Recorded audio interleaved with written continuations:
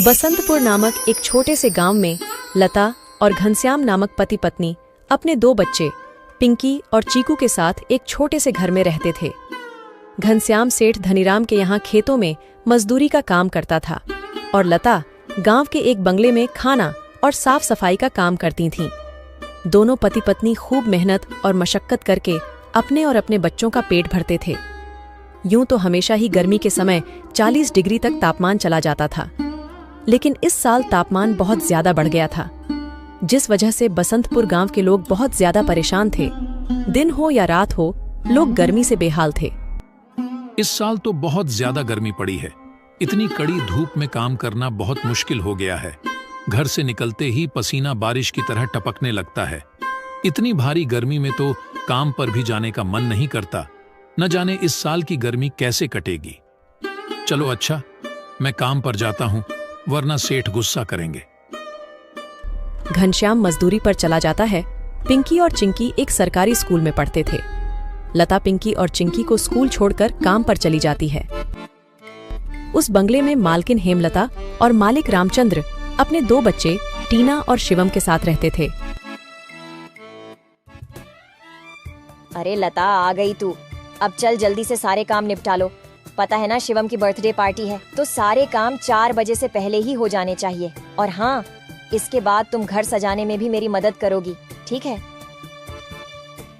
ठीक है मालकिन, मैं पहले जाकर घर के सारे काम निपटा लेती हूँ। इसके बाद घर को सजाने में मैं आपकी मदद करूँगी।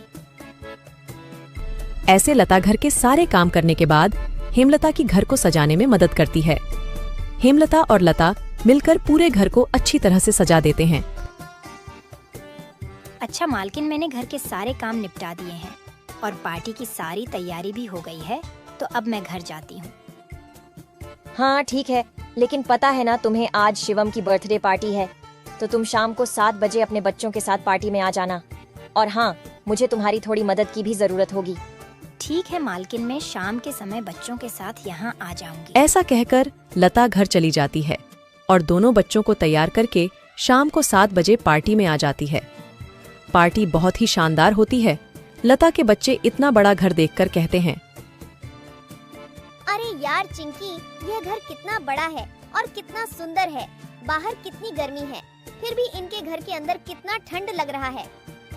पिंकी और चिंकी की बातें शिवम सुन लेता है और वह उनसे कहता है, अरे ये घर ठंडा इसलिए लग रहा है क्योंकि हमारे घर में हर कमरे में एसी लगा हुआ है। ओह, मतलब कि एसी लगाने से घर बहुत ठंडा हो जाता है। दीदी, हम भी अपने पिताजी को अपने घर में एसी लगाने के लिए बोलते हैं ना, हमारे घर में भी बहुत ठंडा लगेगा। चलो बच्चों, इधर आओ, केक काटने का टाइम हो गया है।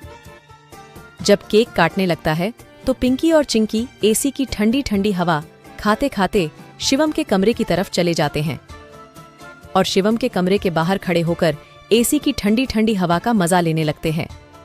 एसी की ठंडी ठंडी हवा खाते खाते वह दोनों कमरे के अंदर चले जाते हैं। दीदी, यह कमरा तो सबसे ठंडा है, इसमें कितनी ठंडक है। और दीदी, यह देखो, यह बिस्तर कितना सुंदर है, बिल्कुल मखमल जैसा। दोनों बेड पर बैठ जाते हैं और ठंडी ठंडी हवा का आनंद लेने लगते हैं। देखते ही देखते 15 मिनट बीत जाते हैं और आराम करते करते कब दोनों की आंख लग जाती है, उन्हें पता ही नहीं चलता। इतने ही देर में अचानक से शिवम की बहन टीना कमरे में आ जाती है।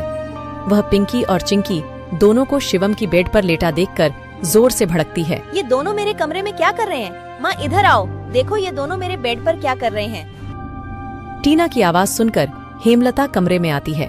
तुम दोनों अभी के अभी मेरे बेड से उठो। पिंकी और चिंकी हेमलता की आवाज सुनकर जग जाते हैं। लता भी हेमलता की आवाज सुनकर भागी भागी चली आती है। क्या हुआ मालकिन? आपकी बहुत जोर से नीचे आवाज आ रही थी। क्या हुआ? ये पूछ, क्या नहीं हुआ? ये देख नहीं रही तू? तेरे बच्चों ने अपने गंदे मेले बदबूदार कपड़ों से मेरा पूरा बेड गंदा कर दिया। तेरे बच्चों ने एसी देखा नहीं कि सोने चले मेरे बेड पे। हद होती है यार। मैं तो तेरे बच्चों को इसलिए बुलाया था कि इनका भी थोड़ा मन लग जाएगा। इन्होंने कभी ऐसी पार्टी लाइफ में देखी नहीं होगी, ये भी देख लेंगे। पर ये तो अपनी औकात ही भूल गए। ये हमारा घर है, कोई धर्मशाला नहीं कि कोई भी भिखारी हमारे कमरे में आ जाएगा और आकर के सो जाएगा। तू अभी के अभी अपने बच्चों को लेकर निकल यहाँ से। और हाँ, कल से काम पर भी आने की जरूरत नहीं है। मालकिन ऐसा मत करो, मेरी बात तो सुनो। बच्चे नादान हैं। मैं वादा करती हूँ आगे से ऐसा दोबारा नहीं होगा। यह मेरी आखिरी भूल समझकर माफ कर दीजिए मालकिन। मुझे काम से मत निकालिए मालकिन। इस काम के सहारे तो मेरा घर चल रहा है। ये तेरी सर दर्द है। अब तू यहाँ पर काम नहीं कर सकती। अब तू अपने बच्चों को ले और यहाँ से निकाल। हेमलता लता और उसके बच्चों को घर से बाहर निकाल देती है और आगे से काम पर आने को भी मना कर देती है। अब लता के पास कोई काम नहीं था। घर का सारा भार अब घनश्याम के कंधों पर आ गया था। हे भगवान, आज तो खाना बनाने के लिए आटा भी नहीं है। अब मैं आटा कहाँ से लाऊं? मेरे पास तो अब और पैसे भी नहीं है। और जो तनख्वाह घनश्याम जी को मिली थी वह सब घर खर्चे में खत्म हो गए। मेरा क्या है?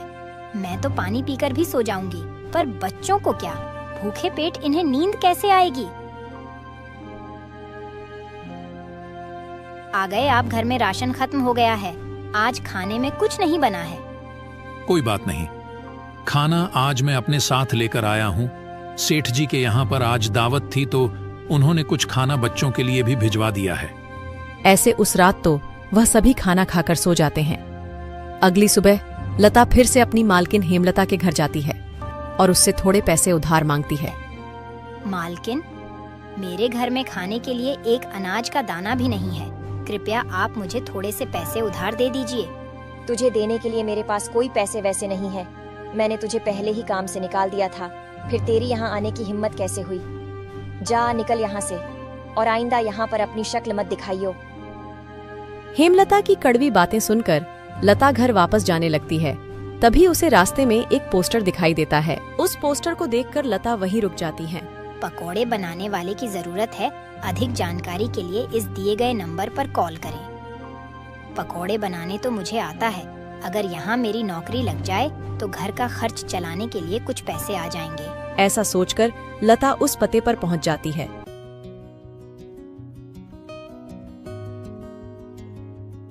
भैया, मैंने आपका पोस्टर देखा। आपको किसी पकोड़े बनाने वाले की जरूरत है? हाँ, जरूर तो है। तुम पकोड़ा बना लोगी। क्या तुम्हें पकोड़े बनाने आते हैं? हाँ, सब मुझे कई तरह के पकोड़े बनाने आते हैं, जैसे मिर्च का पकोड़ा, पालक का पकोड़ा, पनीर का पकोड़ा और भी कई प्रकार के पकोड़े मुझे बनाने आते हैं। तो ठीक है, तुम आज से ही काम पर लग सकती हो। ऐसे लता पकोड़े बनाने वाले के साथ काम पर लग जाती है और ग्राहकों को पकोड़े सर्व करने लगती है। ऐसे ही शाम हो जाती है और रमेश के सारे पकोड़े बिक जाते हैं। चलो, आज तो सारे पकोड़े बिक गए।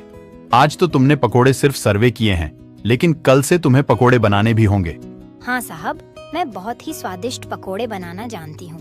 तो ठीक है, ये लो आज के काम के पैसे। 300 रुपए लेकर लता सबसे पहले राशन की दुकान पर जाती है और वहां से राशन का सामान खरीदकर घर आ जाती है। घर पहुंचकर लता सबसे पहले बच्चों के लिए खाना बनाती है और उनको परोसती है। चिंकी, पिंकी, आ जाओ खाना खा लो। इतने में घनश्याम भी वहां आ जाता है और लता घनश्याम को अपने नए काम के बारे में बताती है। इस तरह सारे मिलकर खुशी खुशी खाना खाते हैं। अगली सुबह लता बच्चों को स्कूल छोड़कर वापस काम पर चली जाती है। दुकान पर पहुंचकर लता पकोड़े बनाती है। लता के बने हुए पकोड़े ग्राहकों को बहुत पसंद आते हैं। लता के बने हुए पकोड़े खाकर ग्राहक पकोड़े की बहुत तारीफ करते हैं। उनको आज के बनाए हुए पकोड़े कल से भी ज्यादा अच्छे लगे। रमेश भाई, तुम्हारे आज के पकोड़े का तो कोई जवाब ही नहीं। इससे स्वादिष्ट पकोड़े मैंने आज से पहले इस होटल में कभी नहीं खाए। आखिर आज ऐसा क्या मिलाया है इन पकोड़ों में जो इतने स्वादिष्ट बने हैं? आज तो मैं एक और प्लेट खाऊंगा। मेरे लिए एक एक्स्ट्रा प्लेट पकोड़े लगा दो। ऐसे रमेश अपने ग्राहकों के मुंह से पकोड़े की तारीफ को सुनकर लता से कहता है, लता, तुम्हारे हाथ में तो जादू है। तुम्हारे हाथों के बने पकोड़े खाकर ग्राहक एक एक एक्स्ट्रा प्लेट पकोड़े खा रहे हैं। तुमने तो कमाल ही कर दिया। आखिर ऐसा क्या मिलाया है इन पकोड़े में जो ग्राहक इतनी तारीफ कर रहे हैं? साहब जी, कुछ खास नहीं मिलाया है, बस थोड़े से नमक मिर्च मसाले बराबर मात्रा में डाले हैं, बस। ऐसे रमेश के आज के पकोड़े बहुत जल्द ही खत्म हो जाते हैं। आज तो पकोड़े बहुत जल्द ही खत्म हो गए। कल से हमें और ज्यादा से ज्यादा पकोड़े बनाने होंगे। और हाँ, अब हमारी पकोड़ों की सेल और ज्यादा अच्छी होने लगी है, इसलिए कल मैं दुकान में एसी लगवा रहा हूँ। इससे ग्राहक भी एसी की ठंडी ठंडी हवा में पकोड़ों का मजा लेंगे और हमारे पकोड़े की सेल और ज्यादा बढ़ेगी। तुम क्या कहती हो? साहब, विचार तो बहुत अच्छा है। अगले दिन रमेश अपनी दुकान में एसी लगवा लेता है और जैसा उसने सोचा था वैसा ही हुआ। एसी लगने के बाद रमेश के दुकान पर ग्राहकों की संख्या बढ़ जाती है। ग्राहक ठंडी ठंडी हवा में बैठकर पकोड़े खाने का आनंद उठाते हैं। ऐसे रमेश के आज भी सारे पकोड़े बहुत जल्द ही बिक जाते हैं। शाम के समय जब लता घर वापस आती है और वह चिंकी और पिंकी को आपस में बातें करते हुए सुनती है। दीदी, उस दिन पार्टी में कितना मजा आ रहा था ना। कहाँ हम उस दिन एसी की ठंडी ठंडी हवा खा रहे थे और कहाँ आज हम इतनी गर्मी में बैठे हैं। काश हमारे घर में भी एसी होती तो हम भी अभी एसी की ठंडी ठंडी हवा खा रहे होते। इतने में लता अंदर आ जाती है। अरे चिंकी और पिंकी, तुम दोनों क्या कर रहे हो? तुम दोनों ने अपने स्कूल का होमवर्क किया? चलो जल्दी से अपना अपना होमवर्क कर लो। मैं खाना बनाने जा रही हूँ। इसके बाद खाना खाकर जल्दी सो जाना। कल तुम्हें सुबह उठकर स्कूल भी तो जाना है ना। ठीक है माँ, हम स्कूल का काम करके आते हैं। ऐसे दिन बीतते जाते हैं और लता के हालात पहले से ठीक होते जाते हैं। ऐसे ही एक दिन सुबह लता काम पर जा रही होती है, तभी उसे भंगार की एक दुकान दिखती है। उसे दुकान पर कई सारे सामान थे, जैसे कूलर, पंखा, फ्रिज, एसी इत्यादि। लता का ध्यान उस दुकान में रखे पुराने एसी की तरफ जाता है। वह उसे बहुत पसंद आता है। वह उस दुकानदार से बोलती है, भैया, ये एसी का क्या दाम है? मात्र 10,000 रुपए की है। 10,000? ये तो बहुत ज्यादा है। ज्यादा नहीं, ये तो बहुत कम है। ये सेकंड हैंड एसी है। अगर नई एसी खरीदने जाओगी तो 30,000 से कम की नहीं आएगी। अच्छा ठीक है, पर ये सही से तो चलती है ना? हाँ, बिल्कुल सही से चलती है। अगर 6 महीने से पहले ये एसी बंद हो जाती है तो इसकी सारी रिपेयरिंग की सर्विस बिल्कुल फ्री होगी। ठीक है, लेकिन इसका सही सही दाम लगाओ। मैं इसके 8,000 दूंगी। अगर तुम्हें देनी है तो मुझे ये ऐसी 8,000 में दे दो। ठीक है, बताओ कहाँ लगानी है। लता उस आदमी को अपने घर लेकर आती है। वह आदमी लता के घर पहुंचकर एसी को लगा देता है। एसी चालू करते ही ठंडी ठंडी हवा घर में फैलने लगती है। बच्चे भी इस ठंडी ठंडी हवा का मजा उठाते हैं। वह दीदी, क्या मजा आ रहा है। एसी की ठंडी ठंडी हवा, ऐसा लग रहा है जैसे बर्फ की चादर ओढ़ ली है हमने।